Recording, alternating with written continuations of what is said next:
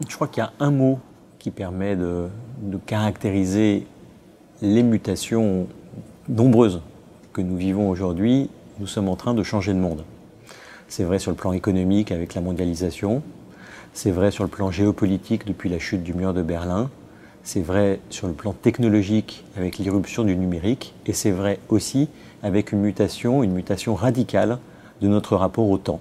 On vit dans le culte de la vitesse, on vit dans le culte de l'instant, on vit dans le culte de l'action, et tout cela caractérise ce que j'ai appelé la dictature de l'urgence.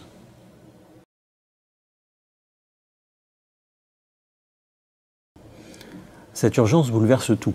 Elle bouleverse la vie publique, elle bouleverse nos vies professionnelles, et elle bouleverse aussi tous les aspects de notre vie personnelle. Regardez la manière dont on se nourrit. Le phénomène de ces 20 dernières années, c'est l'explosion des fast-foods. Vous avez chaque jour 1,7 million de repas qui sont servis chez McDonald's. Elle bouleverse la manière dont on s'habille. Toute l'économie de la mode a été saisie par l'urgence. Là où vous aviez, il n'y a pas longtemps, une collection d'hiver, une collection d'été, vous avez aujourd'hui un renouvellement permanent des collections pour placer les consommateurs sous tension et les inciter à aller plus souvent dans les magasins.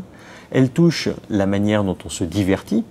Pour regarder un film en salle, au cinéma, là où vous aviez des semaines et des semaines, vous savez que si vous voulez voir un film, c'est tout de suite ou ça risque de n'être jamais. Elle touche la manière dont on se soigne. L'explosion des services d'urgence en est une très bonne illustration. Il y a 20 ans, vous aviez 7 millions d'entrées dans les services d'urgence par an. On est passé à 17 millions en 2008.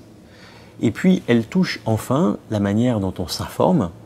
Le phénomène de ces dernières années avec le développement de la TNT et le développement d'Internet, c'est le fast news, c'est l'information rapide, l'information en continu.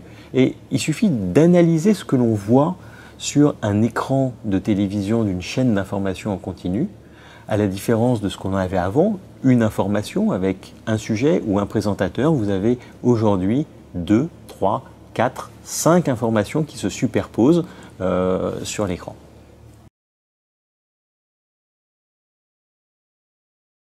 Je crois qu'on peut caractériser ce nouveau consommateur en disant qu'il est à la fois impatient, infidèle et exigeant.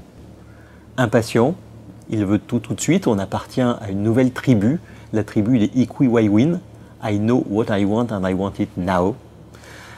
Il est infidèle, son rapport aux marques est très différent et donc chaque jour, chaque fois il faut recommencer pour les marques et tout est remis en cause.